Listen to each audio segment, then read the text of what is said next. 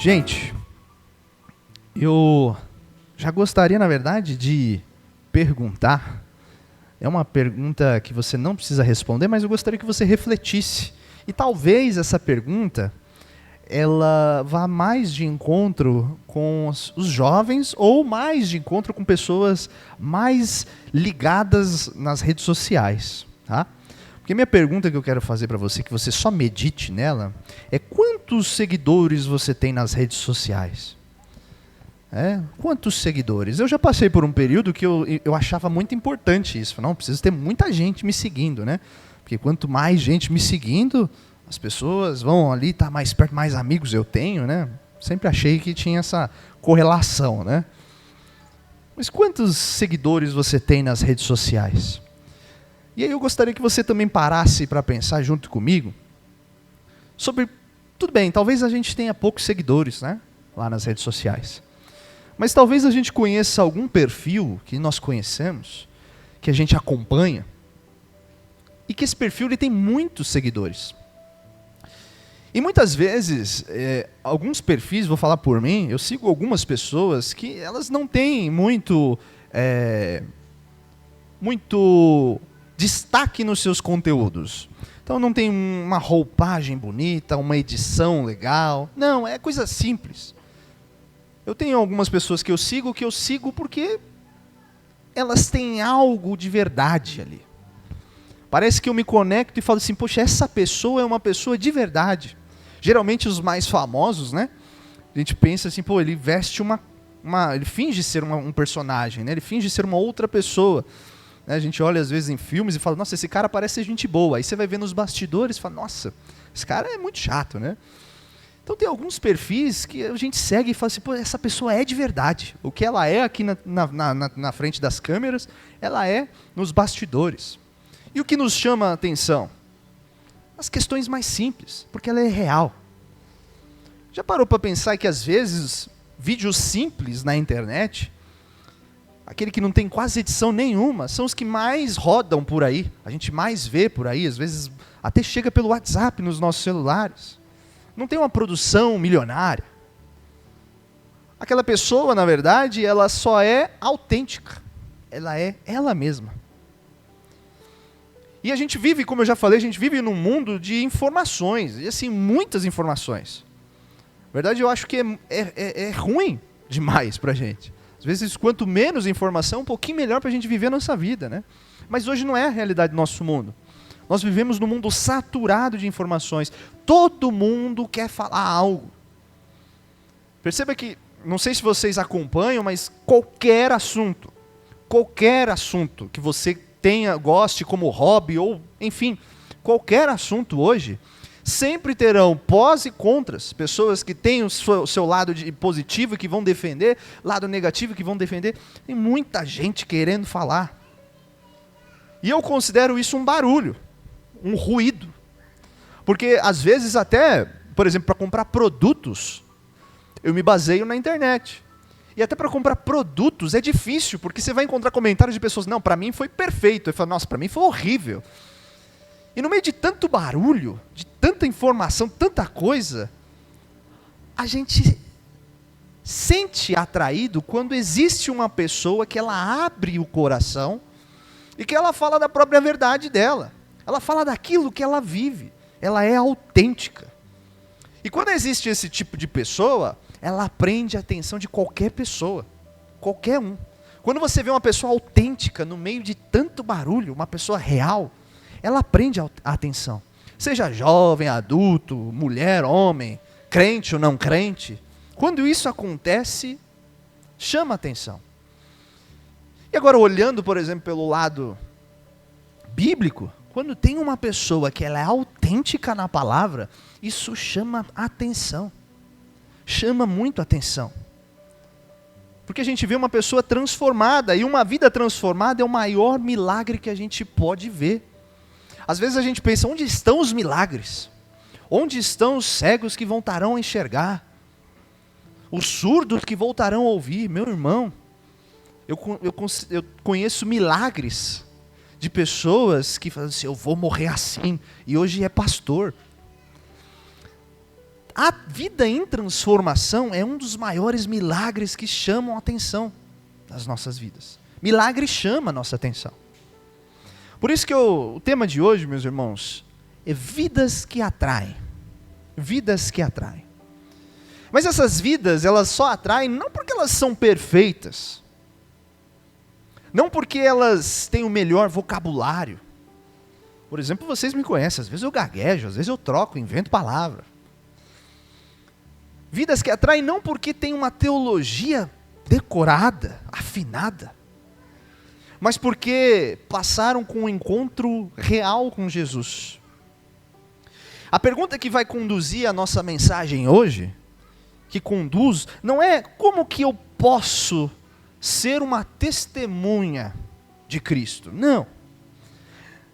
Mas a pergunta que talvez conduza a nossa mensagem hoje é por que uma vida vivida com Jesus, ela tem tanto poder de atrair pessoas?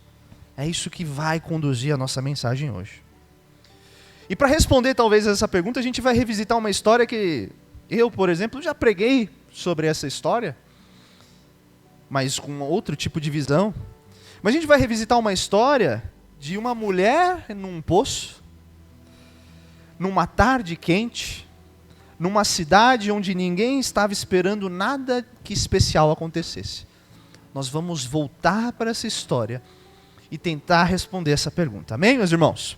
Nós vamos ler o nosso texto base hoje, João 4, vai ser do versículo 28 ao 30 e depois só o 39 para nos pincelar aqui. Mas eu peço que o irmão, na sua casa, leia por completo, porque nós hoje vamos falar sobre a samaritana no poço. Amém?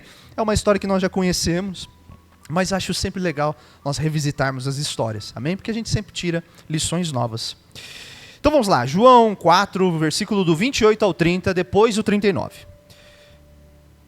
Então, deixando o seu cântaro, a mulher voltou à cidade e disse ao povo: venham ver um homem que me disse tudo o que tenho feito. Será que ele não é o Cristo? Então saíram da cidade e foram para onde ele estava. E aí o versículo 39 diz: muitos samaritanos daquela cidade creram nele por causa do seguinte testemunho dado pela mulher: ele me disse tudo o que tenho feito. Amém? Antes de entrar na história, vocês sabem, eu gosto de contextualizar, e talvez essa contextualização aqui você até já saiba. Os samaritanos, eles eram desprezados pelos judeus. Os judeus não gostavam dos samaritanos. Para vocês terem uma noção, os judeus, eles faziam um caminho mais longo só para não precisar passar por Samaria.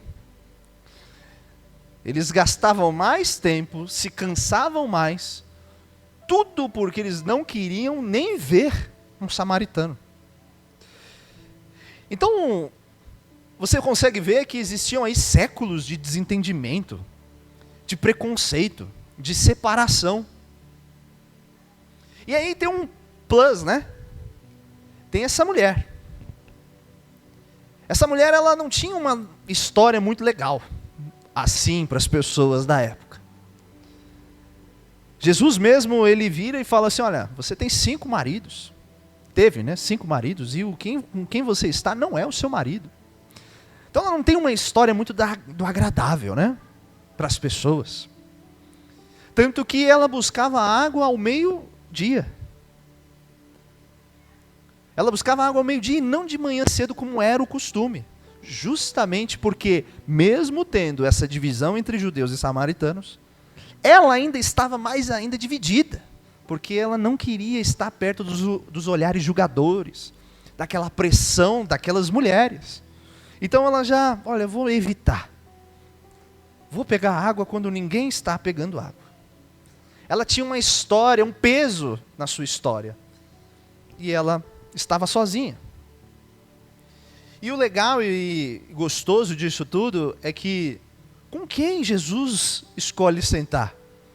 Justamente com ela, com essa mulher. E o mais legal aqui também é o seguinte: Jesus, ele teve uma das conversas mais profundas, aquelas conversas teológicas, e a gente esperava, talvez espera-se, né? E talvez até o povo naquele tempo esperava, que essas conversas tivessem sido com mestres da lei. Ou tudo bem, já que ele vai contra a religião, então com seus discípulos. Mas não, Jesus ele escolhe falar com ela. Escolhe compartilhar com ela uma das conversas de mais profundas. Justamente com alguém que tinha e carregava o peso de uma vida inteira. E quando ela sai daquele poço, meu irmão, ela sai diferente. A Bíblia fala, deixou o cântaro e foi para a cidade. E abriu a boca. Ela saiu diferente como ela foi. E o fato dela ter feito isso, balançou a cidade inteira, sacudiu, mexeu com a cidade. Na vida dela não foi um milagre espetacular. Ela não fez, quando chegou na cidade, um sermão elaborado. Ela nem teve tempo. Mas o que sacudiu a cidade foi o testemunho daquela mulher, porque ela encontrou alguém real. E é essa história que vai guiar hoje a gente na nossa conversa. Eu gostaria de pode deixar, Marcão, para nós, no 29, porque a gente vai pegar alguns pontos do versículo 29. Só para nós relermos. Venham ver um homem que me disse tudo o que tenho feito. Será que ele não é o Cristo?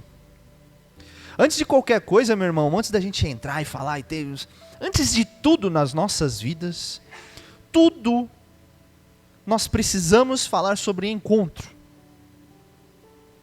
Porque essa mulher, ela não foi para o poço com um roteiro e nem saiu do poço com um roteiro a ser seguido.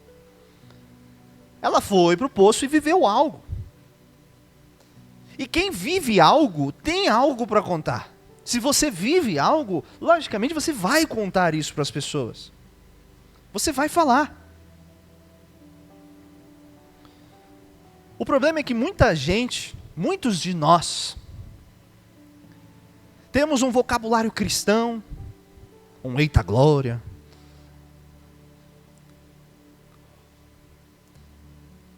temos tudo isso, toda essa bagagem, todas essas questões, e muitos de nós não temos história. Muitos de nós sabemos os termos, os jargões corretos, sabemos os versículos e onde eles estão, onde eles se encontram. Sabemos de tudo. Sabemos a liturgia do culto. Assim, vai ser isso e aquilo, falta o dízimo, assim, assado. Só que muitos de nós não têm um antes e um depois. E sem um antes e um depois, não tem testemunho. Sem antes e depois, só tem discurso. E discurso, meu irmão, no máximo ele só impressiona. Discurso bonito, caramba, falou bonito. Mas discurso não transforma. Está meio que ligado à religião. Porque religião, como nós já sabemos, é um sistema. Um sistema com regras, protocolos, obrigações. Só que o que move a religião não é o amor. É performance. Pode ver. A própria Bíblia fala para que nós analisemos, para saber reconhecer o que é de Cristo e o que não é. Perceba que maior parte é performance. Temos a ideia, às vezes, que se eu cumprir esses rituais aqui, se eu seguir esses passos aqui, se eu for e aparecer nos lugares certos, eu estarei bem com Deus. Hoje minha semana não foi legal. Também eu não fui para a igreja na semana. Nós temos isso. A gente cria essas coisas para a gente tentar ficar bem com Deus. Ou, no máximo, pelo menos, ficar bem com a nossa consciência. O problema da religião é que você não faz porque você ama, mas porque você tem medo. Porque você não quer passar pelas coisas que o pastor disse naquele dia. E aí você, por medo e não por amor, fala assim, eu vou então para a igreja. Então eu vou no culto de oração. Agora eu vou todo dia ler um versículo da Bíblia. E você faz por ritos e não tem relacionamento.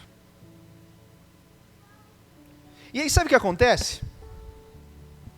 O resultado disso é uma fé cansada. E dói. Quando vejo pessoas que falam, eu cansei. Eu oro e Deus não faz. Eu vou para a igreja e Deus não me abençoa. Criou uma fé e essa fé pautada na questão errada e ela se cansou. Cria uma vida mecânica. Uma fé mecânica. E o pior, viver dessa maneira não atrai absolutamente ninguém.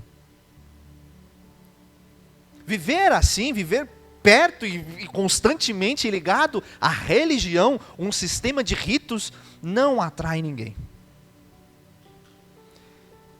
E o bom é que Jesus ele veio não instaurar uma religião. Na verdade, quando a gente começa a observar, estuda e vê, você vê que Jesus ele veio quebrar a religião, ir contra a lógica religiosa que existia. O que Jesus veio instaurar foi um relacionamento. Tanto que a maior crítica de Jesus não eram para as pessoas. Olha, você está em pecado, olha. Não. A maior crítica de Jesus era para os religiosos. Falei, hipócrita. Você não vive o que você fala. Porque os religiosos eles sabiam de tudo sobre Deus. Só que eles não o conheciam. Minha mãe sempre falava uma coisa para mim. Falava, não pode só ser crente. Porque crente até o diabo é. Você tem que ter relacionamento. Não basta só, eu sei quem Deus é. Não, você tem que conhecer a Ele. E a religião não te permite isso. Jesus veio instaurar relacionamento. Relacionamento. E essa cena do poço, ela revela exatamente isso. A mulher samaritana ela não tinha nada de religioso, até porque ela não tinha acesso ao templo. Ela não tinha. Ela não conhecia os ritos judaicos. Então, para os judeus, se fossem olhar aquela mulher, ela não tinha status espiritual nenhum. Só que ela teve um encontro. E esse encontro é o que muda a vida dela por inteiro. Porque relacionamento alcança onde religião não vai. O relacionamento ele chega em lugares em que a religião para. Religião muda comportamento, sim, momentaneamente. Relacionamento muda coração. Relacionamento muda o que eu sinto lá dentro. E o meu coração mudado produz um testemunho e esse testemunho atrai. João 7,38 fala o seguinte: quem crer em mim, aqui Jesus está falando, como diz a Escritura, do seu interior fluirão rios de água viva. O que ocorre no seu coração é o que foi plantado lá. Só flui do seu coração, só flui de você, do seu interior, aquilo que está plantado. E aí eu te pergunto, e espero que você responda honestamente para você, qual foi o seu último encontro com Jesus? E eu já quero te ajudar nessa sua resposta. Não é uma ida ao culto. Então você já não vai poder aqui responder, meu último encontro está sendo agora. Não, não é uma ida ao culto. Não é uma leitura mecânica da Bíblia. Ler a Bíblia como se fosse um livro científico, né? Ou uma história qualquer. Não. Um encontro com Jesus é aquele encontro que você de fato sentou diante dele, sentou de uma forma, e quando você se levantou, você levantou de outra.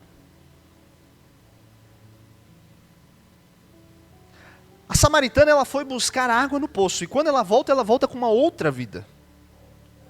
Eu imagino até que ela foi ao poço com a cara fechada, porque ela não tinha como sentir e demonstrar amor, porque ela não sentia amor. Ela não sentia o amor vindo até ela. Então, eu imagino ela indo com a cara fechada, mais um dia. E após ter aquela conversa toda com o Senhor, eu imagino ela voltando alegre, com coração, com a afeição totalmente diferente, solta, feliz.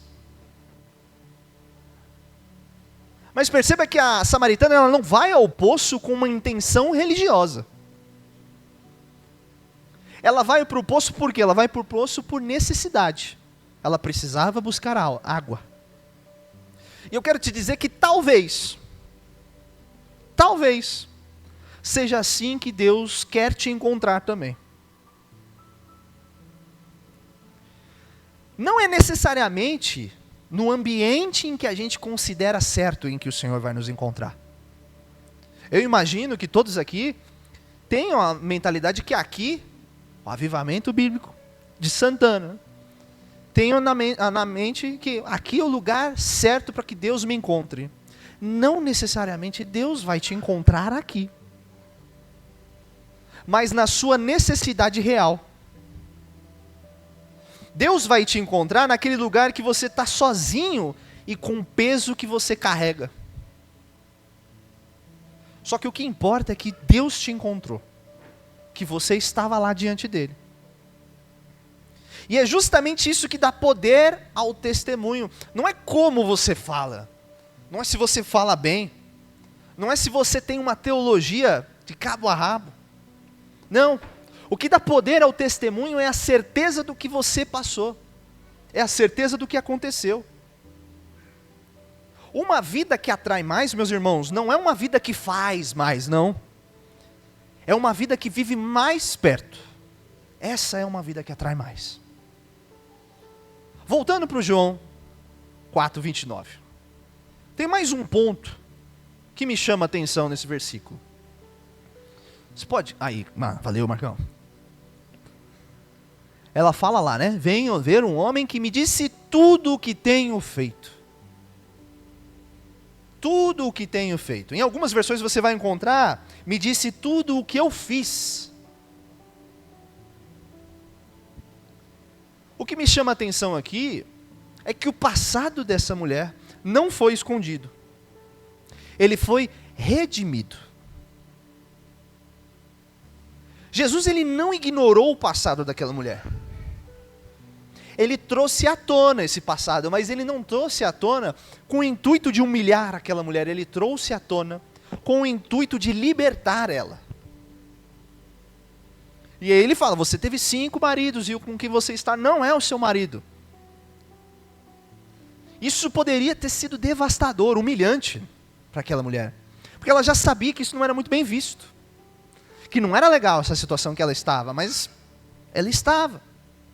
Isso poderia ter sido devastador, mas acontece ao contrário.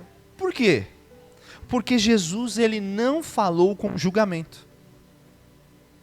O texto, ele é frio.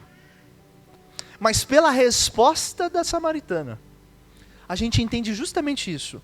Jesus não falou com julgamento. Ele falou com compaixão, com conhecimento. E quando ela sai dali, ela não sai envergonhada. Não. Na verdade, ela sai anunciando. Você, vem ver esse homem que tem falado tudo que eu fiz. Ela usa o seu passado como uma plataforma para o seu testemunho. E o que Jesus faz não é apagar a nossa história. É dar um novo sentido para a nossa história. Tudo que nós vivemos até hoje, se foi longe de Cristo, e a partir de agora eu quero viver uma nova vida com Ele, Cristo não vai fingir que nada aconteceu, mas Ele vai olhar para esse passado e vai conversar com você, e você vai olhar e falar assim, é verdade, vou usar esse meu passado como trampolim agora para o meu testemunho. É Ele que vai me guiar naquilo que eu falo. É o famoso que a gente usa hoje, lugar de fala, né? Hoje tem muito, eu estou no meu lugar de fala, porque eu vivi isso. Ele redimiu o passado dela. Ele pega aquilo que era motivo de vergonha, e Ele transforma numa prova de graça. Ele pega aquilo que você escondia, e Ele usa como uma janela, para que as pessoas vejam a Deus na sua vida. Agora, um dos maiores inimigos do cristão é a ideia de que nós temos que estar completamente prontos e arrumados para sair testemunhando. Essa ideia até que parece humilde, né? Até que parece uma ideia boa. Mas na prática ela é uma armadilha para a gente. Porque, meu irmão, enquanto você espera estar arrumado, tem muita gente do seu lado passando sede. Por isso que Deus, Ele quer usar você, Ele quer você como você está. Mas, tem um mas aqui. Ele não quer que você continue como você está. Só que isso significa que você não precisa estar transformado para testemunhar. Mas você tem que estar sendo transformado enquanto testemunha. Mateus 16, versículo 24. Fala assim, ó. Então Jesus disse aos seus discípulos: se alguém quiser acompanhar-me, negue-se a si mesmo, tome a sua cruz e siga-me. É mais ou menos, vem como está, mas não fica como está. Vem como está, mas não fica como está. O testemunho, meu irmão, ele não nasce de uma transformação completa e encerrada. Não, o testemunho ele nasce de uma transformação em curso. Se Deus mudou a sua vida, você pode já testemunhar sobre ela. Porque quando Deus concluir, eu espero, quando Deus concluir a transformação da tua vida, eu espero que te encontrar no céu. Porque quando Deus concluir a transformação, nós estaremos, joia, já podemos estar com Cristo. A samaritana, ela viveu exatamente isso, ela saiu do poço com perguntas. Por exemplo, ela fala, não seria este o Cristo? Ela ainda saiu com dúvida. Só que ela saiu em processo. Porque ela foi tocada. E o fato dela ter sido tocada já foi o suficiente para ela falar.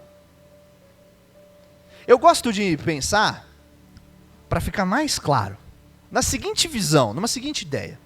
Imagina alguém que está perdido, viajando. Não tem sinal de GPS, não tem nada. Ficou perdido, deu voltas e voltas no mesmo lugar. E aí essa pessoa, no momento, ela encontra alguém. Fala assim, eu estou perdido. Já rodei isso aqui 3 vezes. Já fui para lá e voltei, fui para os lugares que eu nem sei onde é. Não consigo encontrar a saída. Não consigo encontrar o meu caminho. E essa pessoa fala assim, pega aqui, vai lá, tal. Você pega, tal, chega e fala, caramba, esse é o caminho. Aí eu te pergunto, essa pessoa precisa chegar ao destino final para poder indicar o caminho para outra pessoa? Não. Imagina se ela chega no destino final e tem outra pessoa perdida ali no meio. Não. Na verdade, enquanto essa pessoa está ali, ela pode olhar para uma outra pessoa que está perdida e falar assim, amigão, vem comigo, segue eu. Porque agora eu sei o caminho. É aqui, Você estava perdido? Tá, rodei 3 vezes também aqui. Vem comigo. Porque agora eu sei o caminho. Perceba que essa pessoa ela não tem um mapa completo. Quando ela pediu informação, ela não pediu para saber quais são as ruas que são interseccionadas, as ruas que estão ali e tal. Não. Ela só, no máximo, ela fala, vira esquerda, esquerda, segunda direita. O máximo que ela tem de informação. Mas ela sabe o caminho agora. E por saber o caminho, isso é suficiente para que ela possa indicar o caminho. Eu quero falar para você, meu irmão, que você não é um vendedor do Evangelho. Você não é um vendedor do Evangelho. Você é alguém que encontrou o caminho e não consegue ficar quieto. É isso que nós somos. E Paulo, ele entende isso muito bem. Vamos ler 2 Coríntios 12, o versículo 9. Diz o seguinte lá, 2 Coríntios 12, versículo 9. Mas ele me disse, minha graça é suficiente para você, pois o meu poder se aperfeiçoa na fraqueza. Portanto, eu me gloriarei ainda mais, alegremente em minhas fraquezas, para que o poder de Cristo repouse em mim. Depois de Paulo suplicar tanto para Deus, Deus responde e Paulo não entende. Deus responde, minha graça te basta. E Paulo, tudo bem, eu entendi. Então eu estou feliz porque é através da minha fraqueza que o Senhor vai se gloriar. Enquanto o mundo fala para nós, olha, não mostra que você é fraco. Cara de bravo. Cara de quem sabe o que está fazendo. Esconde a tua fraqueza, não chora na frente dos outros. Enquanto o mundo fala isso, o Evangelho fala assim, olha, mostra exatamente onde você era fraco, para que fique claro para todo mundo que não foi você que se salvou. Fui eu. O Evangelho mostra isso claramente para nós. O seu testemunho não é sobre o quão você é bom, não, longe disso. O seu testemunho é sobre quão bom Deus é. Por isso que é bom ouvir testemunho. Às vezes eu escuto os testemunhos das pessoas que viveram uma vida que você olha e fala assim, gente. E aí você olha e fala assim, realmente Deus é maravilhoso. Através da vida das pessoas você fala, realmente Deus é maravilhoso. Então, da próxima vez que vier um pensamento na sua mente de que, eu preciso estar pronto, não sei, não dá para viver assim, lembra de que Deus não precisa da sua perfeição, tá? Deus não quer você perfeito para te usar. Deus precisa da sua disponibilidade. Vem como está. Seja transformado no caminho e enquanto fala, isso vai acontecer. Lembra, você não é um vendedor do Evangelho. Você é alguém que encontrou o caminho e não consegue ficar quieto. E aí eu queria analisar um último ponto aqui dessa história. E aí vamos voltar para João 4, agora só o versículo 28. Voltar um antes. Tem um detalhe que passa despercebido para a gente. Lá fala, né? Então, deixando o seu cântaro, a mulher voltou à cidade e disse ao povo. Qual que era o plano dela naquele dia? Vou ao poço buscar água. Esse era o plano dela, só isso. Para fazer isso, ela estava com um cântaro, né? Provavelmente um vaso, um jarro, assim, um balde, né? Vamos chamar de balde. Negócio para poder levar a água. Era importante para essa atividade. Eu fui buscar a água, preciso de algo para pegar essa água. Então ela estava com o seu cântaro. Acontece tudo isso que a gente viu. E tudo isso que a gente já conhece. E no meio disso tudo, ela é tocada, transformada. Ela teve um encontro. E esse encontro foi tão real, que ela deixa o seu cântaro. E aí é importante, porque às vezes dá a sensação de que ela se esqueceu do cântaro, né? Não. Ela deixou mesmo o cântaro, propositalmente. Ela não se esqueceu, ela deixou lá. Isso mostra para mim que as prioridades, elas mudam quando você tem um encontro. E elas mudam radicalmente. Ela foi, mas ela não foi para casa. Ela foi para a cidade. Ela foi para onde as pessoas estavam. E aí 3 movimentos nessa cena me chamam a atenção, que eu gostaria de compartilhar com você. Justamente nessa cena. Primeiro, ela deixou o cântaro. Quando você tem um encontro real com Jesus, alguma coisa vai mudar na tua vida. Não tem como você ser o mesmo. Não tem. A sua lista de prioridades, ela muda. Ela muda. Quando você larga o cântaro, suas mãos ficam livres. É impossível você segurar um cântaro cheio de água e ao mesmo tempo servir com as 2 mãos abertas. Não tem como. O testemunho só começa quando você decide deixar aquilo que te trava. Ela entendeu, eu falei, não tem como levar esse cântaro cheio para a cidade, vou deixar aqui. Isso vai me atrapalhar agora. Segundo, ela foi para a cidade.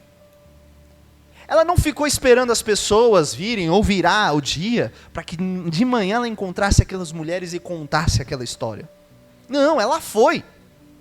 Ela foi, ela falou, e isso diz muito como funciona o testemunho na forma prática. Falar sobre o seu testemunho não é marcado na agenda. Falar do seu testemunho não é um dia, um sábado, um domingo, ou uma quinta, uma terça, não. Quero ler com os irmãos Mateus 5, versículo 14 ao 16. Vocês são a luz do mundo.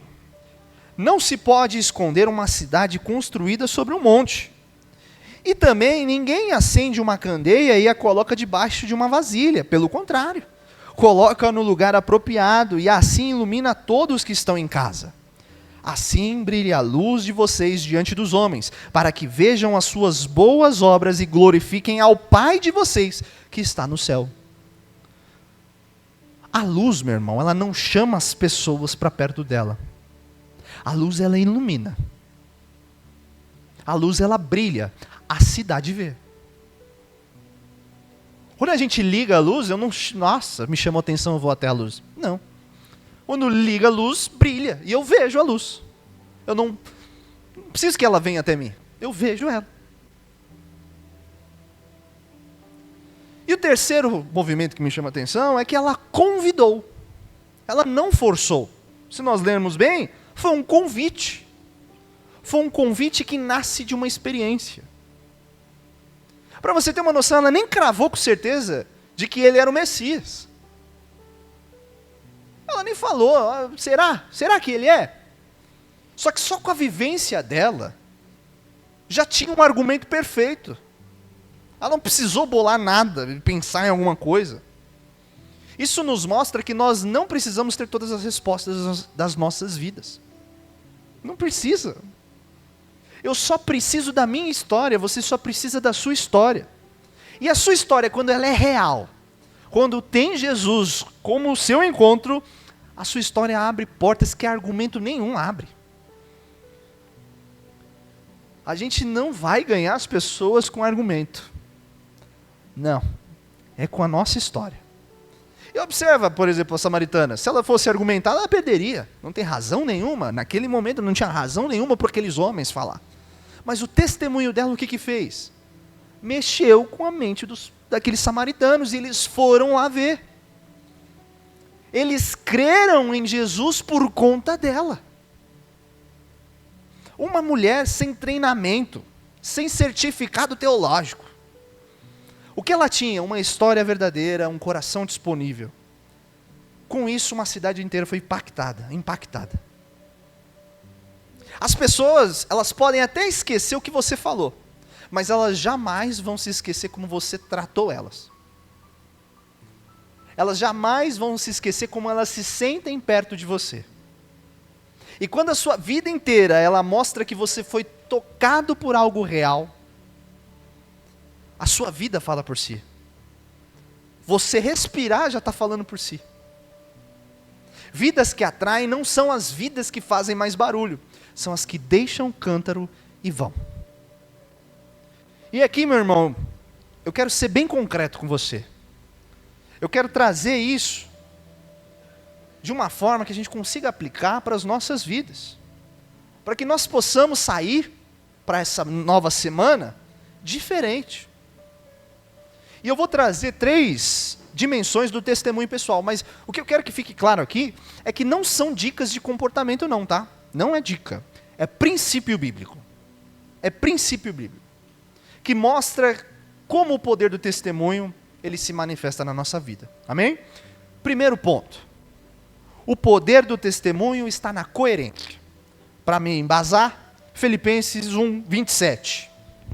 Filipenses 1, 27 fala: não importa o que aconteça, exerçam a sua cidadania de maneira digna do Evangelho de Cristo, para que assim, quer eu vá e os veja, quer apenas ouça a seu respeito em minha ausência, fique eu sabendo que vocês permanecem firmes num só espírito, lutando unânimes pela fé evangélica.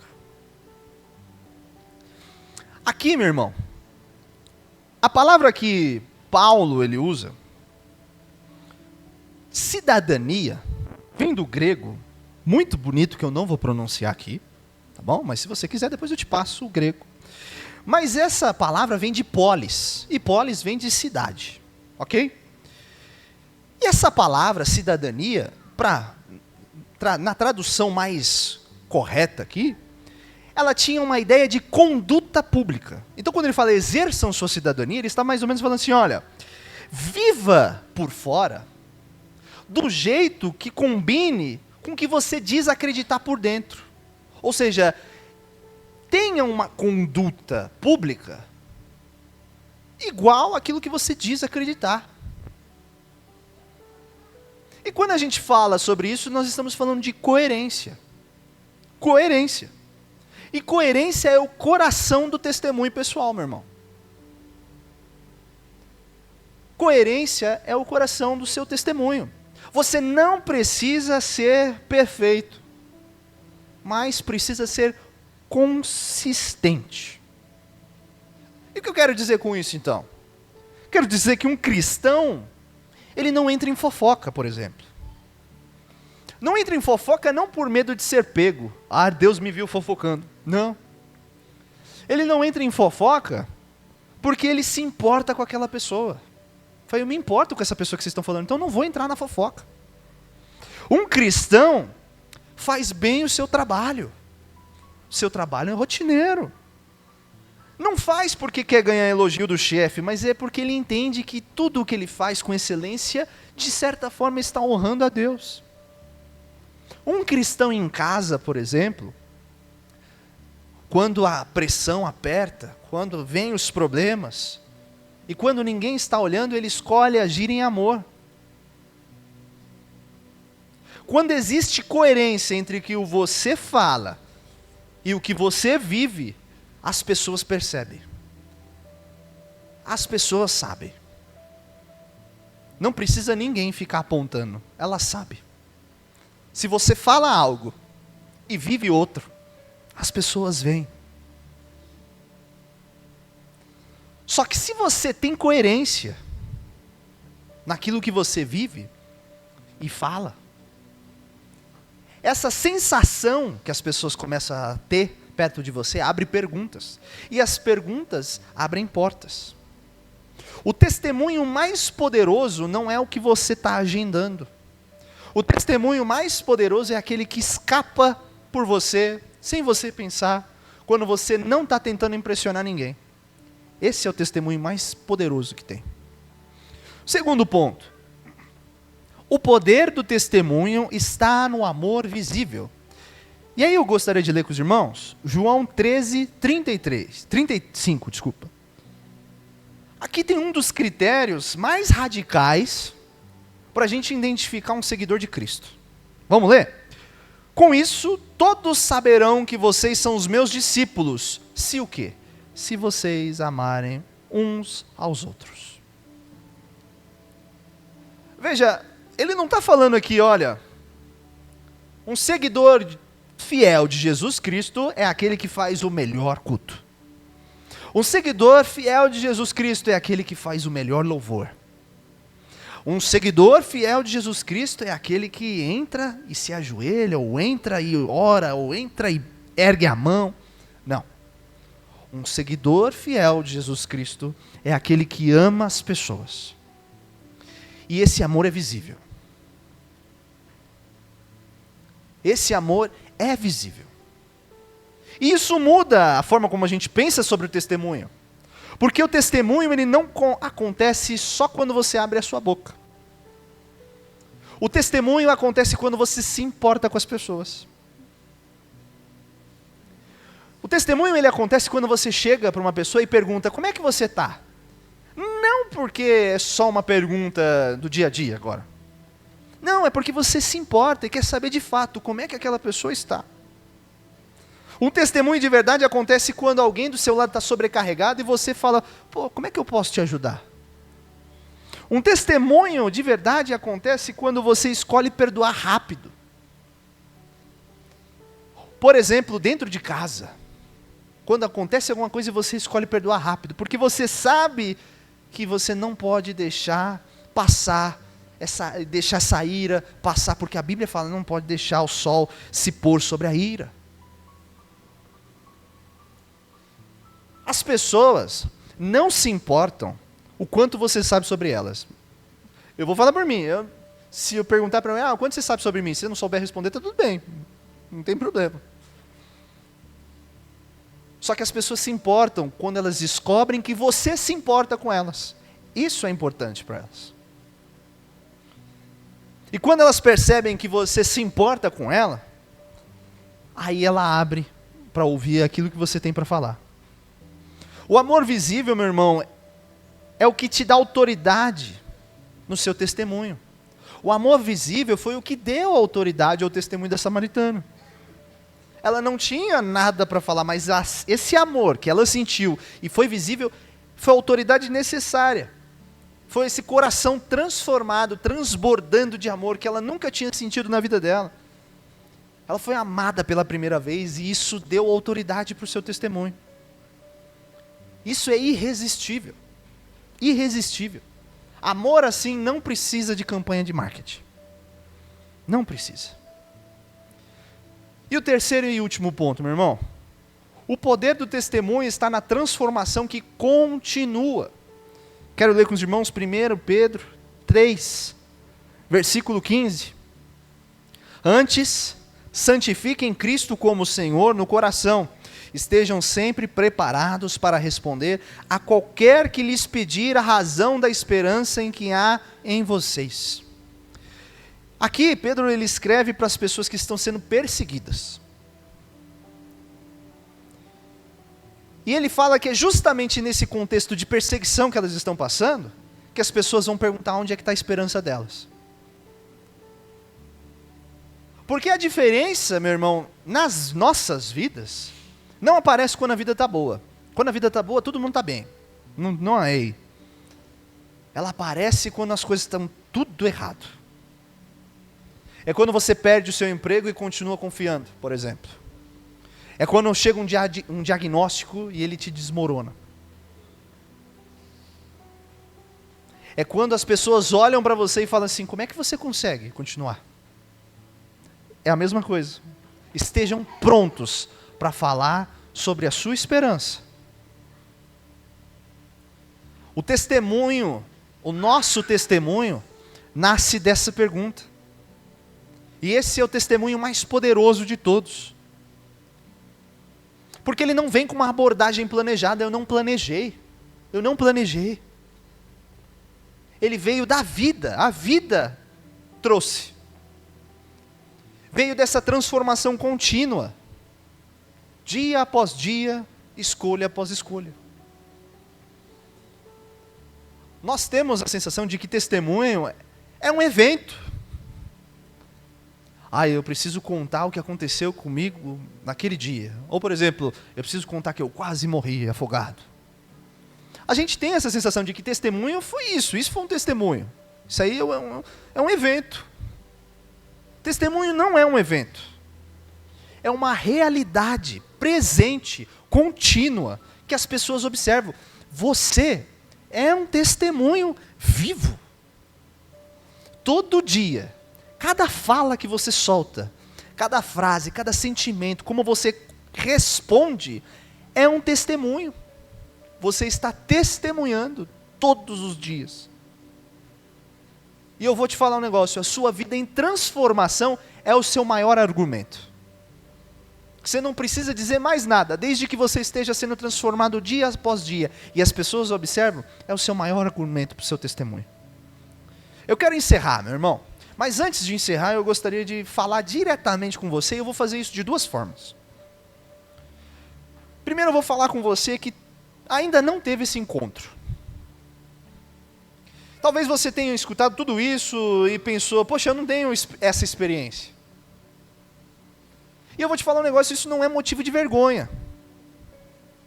Isso, na verdade, na minha visão, é um começo de honestidade. E vai mudar tudo na tua vida. Jesus, ele sentou com a samaritana. Com toda aquela história dela. Com tudo que ela tinha, ele se sentou. E quando ele começa a conversar com ela, ele não tem uma lista de exigências, não. Ó, faça isso, seja assim, pare, não faça mais aquilo. Não. O que Jesus faz? Ele pede só água. Ele só pediu água. E ele foi até ela. E o que eu quero dizer é que Jesus, ele vai até você, aonde você está. Talvez você pode até ter entregado sua vida a Jesus. Mas talvez você dê uma afastada. Você mesmo, observando a tua vida, você fala, poxa, estou meio longe. Eu te falo, o poço ainda está lá. Jesus ainda está lá. Jesus, ele quer te falar de uma água que mata a sua sede. Mas não é a sede de aprovação. Não é a sede de sucesso. Não é sede de pertencimento. É uma sede que vem lá do fundo da nossa alma. E ele pode matar essa sede. E nós podemos fazer isso, você pode fazer isso hoje. Você não precisa chegar num lugar melhor para você se aproximar. Vem como você está. Agora, para você que já teve esse encontro, eu quero te dizer que você tem uma história. Algo mudou na sua vida. Esse algo pode ser pequeno, pode ser grande, pode ser que a transformação na sua vida foi muito sutil, ou pode ser que a transformação na sua vida foi dramática. Mas mudou, a tua vida mudou. E ao seu redor ainda tem pessoas no poço. Existem pessoas carregando o peso sozinho. Existem pessoas com sede de algo que elas nem conseguem nomear. Você tem o nome disso. Você sabe como resolver esse problema. Porque você já bebeu dessa água. Então eu te peço, deixa o cântaro e vai para a cidade. Mas não vai com sermão, não. Não vai com pressão. Vai com a sua vida. Vai com a coerência de Cristo. Vai com um amor visível. Vai com a esperança da sua vida. Aquela esperança que para os outros é loucura, mas é real para você. Mas vai, deixa o cântaro e vai. E eu quero deixar uma pergunta final para a gente meditar. Se as pessoas ao seu redor observassem a sua vida por uma semana inteira, sem você falar uma palavra sobre Jesus, elas conseguiriam perceber que Jesus é real na sua vida? Porque vidas que atraem não são vidas perfeitas, irmãos. São vidas que foram tocadas por algo real. E quando você é tocado por algo real, você não consegue se segurar. É só observar a samaritana. Ela não conseguiu se segurar. Vamos ler de novo João 4:39? Para fechar. João 4:39. Coloca para nós. Muitos samaritanos daquela cidade creram nele, creram em Jesus, por causa do seguinte testemunho dado pela mulher. Ele me disse tudo o que eu tenho feito. Uma mulher, um encontro, uma cidade. E aí, observando essa história, eu quero te fazer a última pergunta mesmo, para fechar. Se Deus fez tudo isso, imagina o que Deus pode fazer com a sua história. Eu gostaria que você abaixasse sua cabeça, fechasse seus olhos, para que possamos nos conectar com Deus. Senhor, te agradecemos pela tua palavra, te agradecemos, Deus, e te pedimos, nos ajude, Deus, nos ajude a contar o nosso testemunho. Hoje entendemos que contar o nosso testemunho não é falar muitas vezes. Contar o nosso testemunho também não é nem falar sobre eventos passados. Contar o nosso testemunho é viver perto do Senhor. Viver uma vida que o Senhor reflete nela. Viver uma vida em que o Senhor se agrada dela. Nos ajude, Pai, a deixar o nosso canto, sair para a cidade e testemunhar sobre os milagres que o Senhor fez em nossas vidas. Nos ajude, Pai, a olhar para a nossa história não mais com vergonha, mas que possamos olhar para a nossa história e utilizá-la como uma ferramenta, como uma plataforma para alcançar as pessoas, Pai, que o Senhor colocou em nossas vidas, Pai. Que possamos testemunhar da Tua palavra dia após dia. Mas para isso, nos ajude, Deus. Nos ajude a estar mais próximos de Ti, vivendo a Tua palavra, vivendo aquilo que o Senhor nos ensinou, Deus. Queremos testemunhar, Pai. Queremos usar essa nossa história e alcançar as pessoas, Pai. Te agradecemos pela Tua palavra, Pai, e te pedimos, nos usa, Pai, continue nos usando, em nome do Senhor Jesus. Amém. Amém. Uma salva de palmas ao nosso Deus.